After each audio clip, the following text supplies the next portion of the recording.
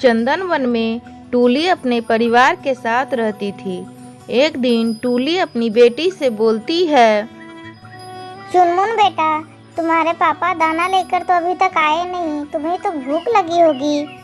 हाँ माँ, मुझे भूख लगी है। चुनमुन बेटा, मैं पास के जंगल से थोड़ा दाना पानी ले आती हूँ। जब तक तुम्हारे पापा नहीं आते तब तक तुम उसे ही खा लेना। लेकिन माँ, वहाँ उस जंगल में तो एक खूनी चील रहता है ना, कहीं वह तुम्हें पकड़ लेगा तो। नहीं माँ, तुम वहाँ मत जाओ, मुझे डर लग रहा है। चुनमुन मेरे बच्चे, तुम डरो मत, मैं वहाँ से थोड़ा ही दाना लेकर तुरंत वापस आ जाऊंगी, लेकिन तुम घर में ही रहना, तुम बाहर कहीं मत जाना। यह कहकर टूनी वहाँ से पास के जंगल में चली जाती है। जब वह वहाँ पर दाना चुन रही होती है तो पीछे से वह खूनी चील उस पर झपट्टा मार देता है और वह उसे अपने पंजों में पकड़कर उड़ जाता है। वह टूली को अपने घोंसले में लाकर मार देता है। इधर जब घर में टूला आता है तो वह चुनमुन से पूछता है, अरे चुनमुन बेटा, तुम्हारी माँ कहाँ है? क्या तुम घर में अकेली हो? हाँ पिताजी, माँ पास के ही जंगल में दाना लेने गई थी, लेकिन अभी तक आई नहीं है।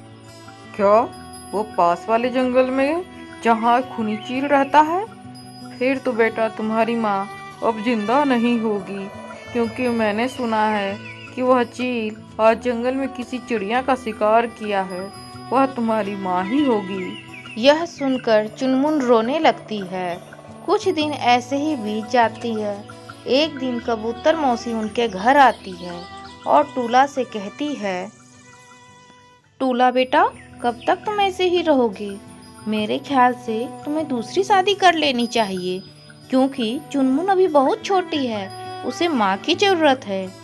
अगर मेरी मानो तो तुम मेरी बेटी से शादी कर लो, वह देखने में भी अच्छी है और तुम्हारे घर को भी अच्छे से संभाल लेगी।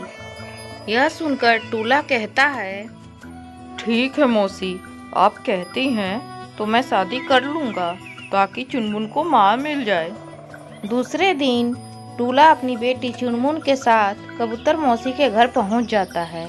उन्हें देखकर कबूतर मौसी बोलती है, आ गए बेटा, चलो अब तुम दोनों एक दूसरे को माला पहना दो।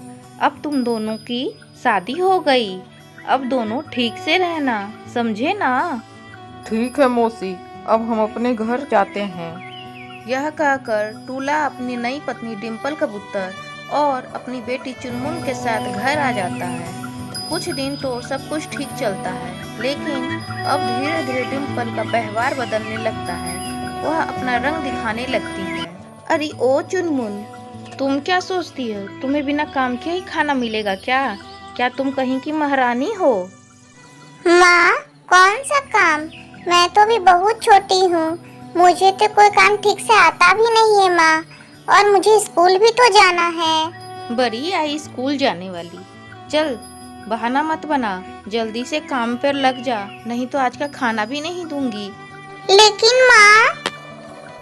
लेकिन वेकिन कुछ नहीं, जा जल्दी से काम कर। सारा दिन तो खेलती ही रहती है और करती ही क्या है, चल जल्दी से काम कर।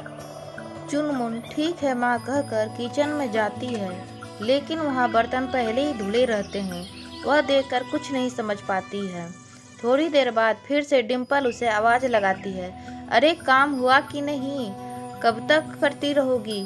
झाड़ू पोछा कौन लगाएगा? लेकिन जैसे ही वह घर के भीतर आती है तो देखती है घर में झाड़ू पोछा बर्तन सारा काम हो चुका है।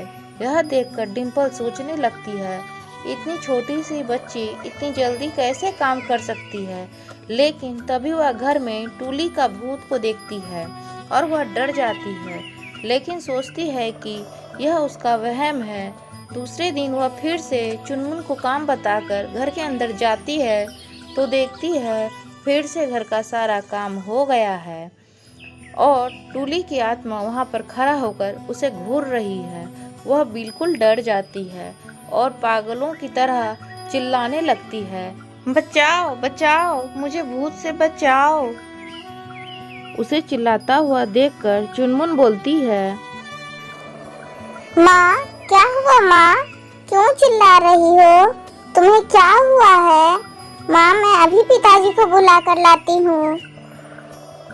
यह कहते हुए चुनमुन अपने पिता टूला को बुलाने के लिए घर से बाहर चली जाती है। तब डिम्पल टूली के भूत से बोलती है, मैंने तुम्हारा क्या बिगाड़ा है टूली? तुम मुझे क्यों परेशान कर रही हो? इस तरह तो मुझे सब कोई पागल समझने लगेंगे। तब टूली जोर से हंसती है और कहती है, हा हा हा हा हा, अब मैं तुम्हें नहीं छोड़ूंगी। तुम पूछती हो कि क्या बिगाड़ा है?